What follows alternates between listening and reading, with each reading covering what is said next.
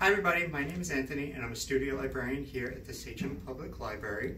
I'm here today to do a quick tutorial on seed starting with you guys. Every year we do a seed starting class in the children's department for families. Our goal during that class is to get all of the vegetables and plants ready to go out into the Discovery Grove garden for our Garden Buddies program to tend to them over the spring, summer, and fall months. Since current circumstances are preventing us from having that seed starting program, we've actually brought the whole seed starting system into my home and set it up here, so we have all our plants ready to go when our family planting programs come around. So there are a few materials you need to get started in seed starting. You're going to need seeds, of course, any type of plant or vegetable you want to try and grow.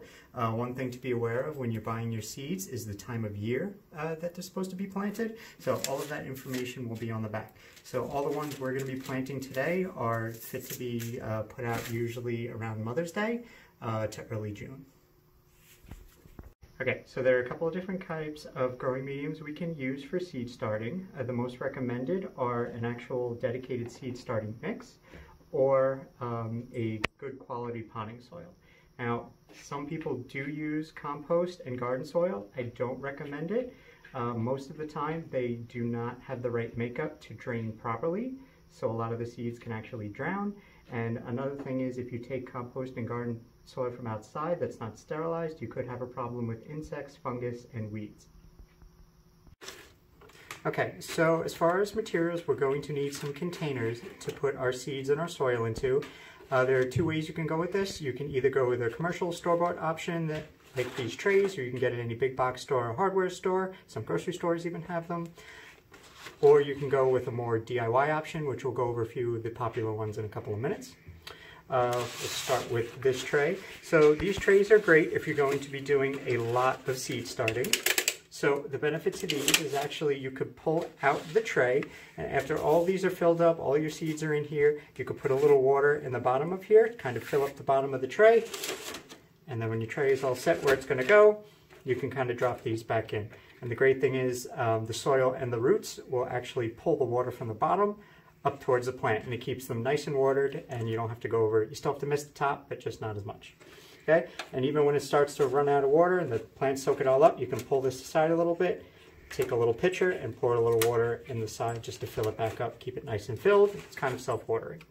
So another benefit to this type of tray is it comes with these clear plastic covers. So these are only used when your seeds haven't germinated yet, they haven't popped out of the soil. So they actually keep the heat and the moisture inside. So these are great, and they actually quicken the process quite a bit. Now, this type of tray is the same basic idea of that one, except the pots are a little bit bigger. So these are great for plants that need like a bigger pot to actually get started in before they can get transplanted outside. And for example, tomatoes are a very good example of that. Now, the only downside to some of these ones with the bigger pots, they don't always come with the clear plastic top. So you could either borrow one, or you can use some sort of clear wrap just to trap the moisture inside and the heat until they germinate. Now, yet another kind are these, and these have more of a biodegradable pot, which are kind of meant to be popped into the ground as soon as they're done, instead of having to get them out of the plastic trays. So as far as DIY seed starting containers, we'll go over a few of them. In this case, we're going to use a toilet paper roll or a paper towel roll cut down. So all you're going to do with this is cut 4 about 1-inch notches on the bottom. All you have to do with that is kind of fold them in.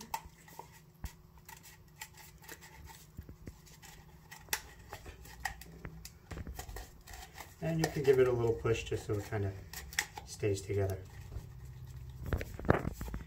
Okay, and the only trick to this one is they're not very stable on their own, so they need to go into some sort of waterproof container so none of the water will spill out. And it also helps, if you're going to do a few of them, to actually tie them together. So even if you had string or a rubber band or something to keep them all together, it kind of keeps them nice and sturdy, especially when you start watering them and the paper gets softer. Okay, the next DIY seed starting container we're going to talk about is the self-watering water bottle. So in this case, we're going to find a water bottle, a soda bottle, or a seltzer bottle, whatever you have, and we're going to cut it in two. And once we have it cut in two, we're going to take the top, and we're going to take a knife or a scissor, and we're just going to cut slits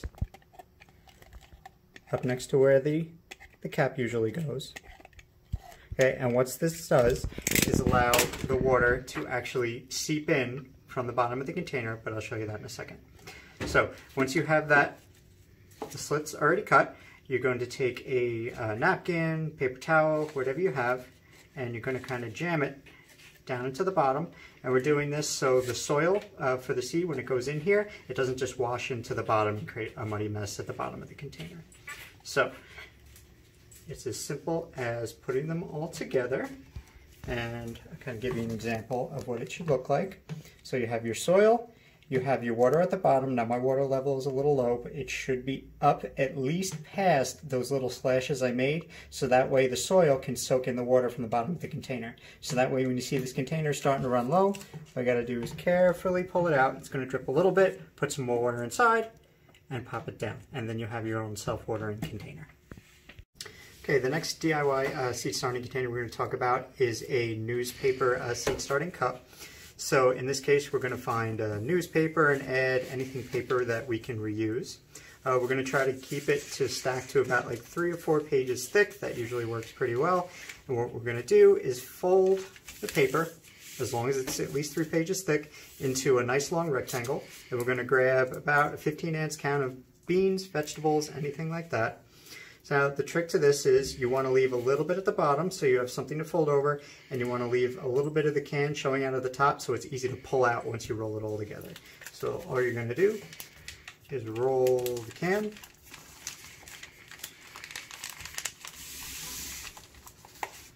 Okay, now while the can's still in there, you want to take the opportunity to kind of fold in the bottom.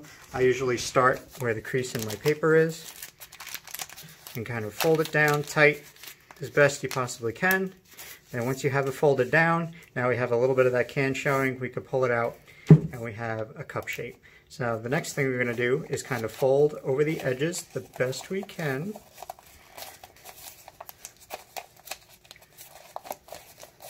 You guys will probably do a much better job than I do. But this is just so that crease that is in the paper doesn't open up and lose all the soil at the sides. So you can keep going around until you get a nice tight cup at the top.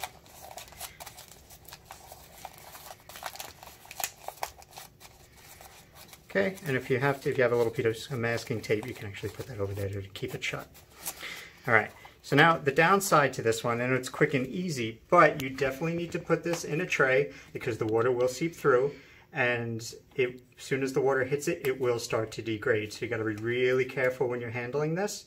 But one of the bright sides to it, when you go to transplant it outside, all you got to do is poke a couple of holes in it, put it right in the ground, and it'll kind of erode away pretty quickly. Right, so the last DIY option we're going to talk about is the cardboard egg crate container. Now this one is really simple. So all I did was cut off the top. I poked a couple of holes in the bottom with a knife, just enough so water can get through. And remember, always put these in or on something that is waterproof so the water doesn't spill out when you water them. Okay, now the handy thing about these is when you're all ready to plant, it's actually easy to take a scissor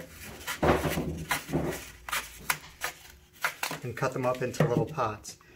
But there is a downside to using this type of container. It is very shallow and there isn't a lot of soil. So this is more suited to plants that maybe don't get that big, maybe smaller flowers or things like that. Okay, so now that we talked about some of the materials and containers we use for seed starting, I'm going to go over the quick process of putting the seeds into the actual containers. So in this case, I have a couple of the different things we talked about prepared.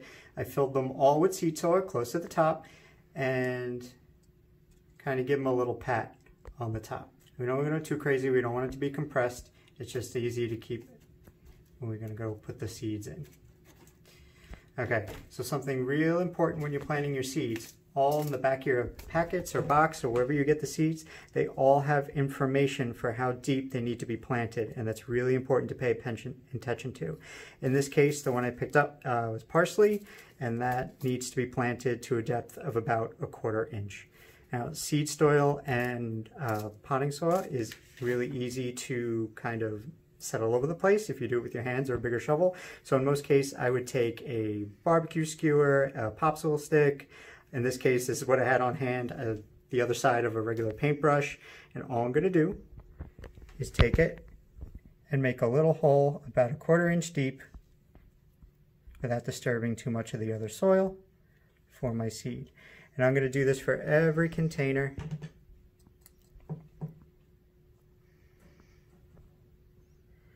And make a little tiny 1/4 inch hole. So, in this case, I'm going to pour a couple of seeds, just a couple at a time. You don't really want to pour them all out. Okay, because some of them in the case of parsley are really small. So I'm just going to take 1 or 2 at a time, really no more than that, and plop them in the hole. And once I have them in there, just to keep track of which ones I've done already, I'm just going to take my finger and very gently cover the top. And that is really all you need to do to plant all of these seeds. So we'll do it over here real quick. I'm just going to take a couple of seeds, drop them in, cover them with my finger. Now I know that one's all done. So that is the quick and simple process to drop your seeds into the soil. And depending if you were just doing 1 or 2 of these or doing the whole tray, it's the same process. It just takes a little longer or shorter depending how many you're doing. Okay, now that we have our seeds planted, we actually need to give them a little spritz of water to soak the soil a little bit. So in this case, we're going to use a spray bottle. It's really important to use something like this because if you use, say, a cup and pour the water in, it will really easily disturb the seeds and kind of send the soil and the seed all over the place. So in this case, we're going to use a water bottle and we're really gently going to spray the top. So if you haven't already put down something or doing this outside, I definitely recommend putting down paper or something because the water, as much as you're gentle with it, it will kind of send some of the wet dirt flying around. So I'm just going to soak them a little bit. I'm going to go around to all the ones I planted and soak them. Now we don't want the water to pool up a lot, we just want to get the soil wet. You can always come back a little bit later and make sure the soil is wet. We don't want to go too crazy.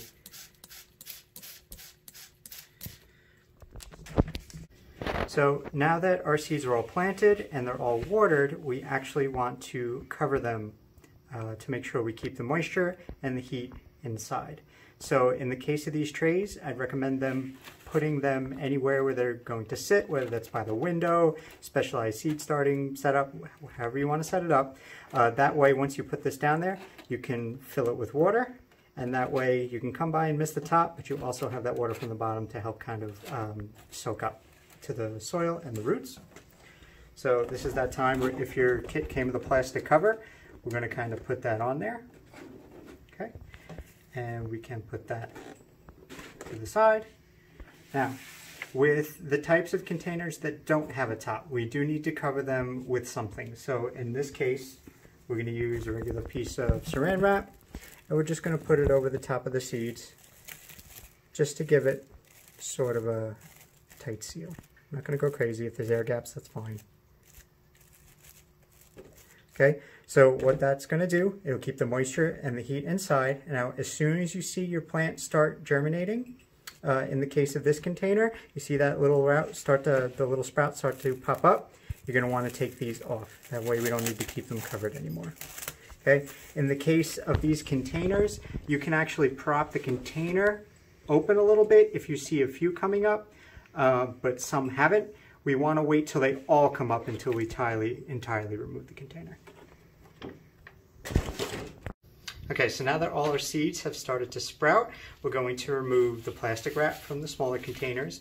And if almost the entire tray is basically sprouted, we're going to remove the plastic on the top of the tray as well. If they're not already in their final positions, you're going to want to move them to somewhere near a window, maybe a sunroom, anywhere where they can receive sunlight. Temperature is also something else to keep in mind. You want a place where it's as close to room temperature as possible, where we don't really have temperature spikes where it gets too high or too low over the course of the day and the night.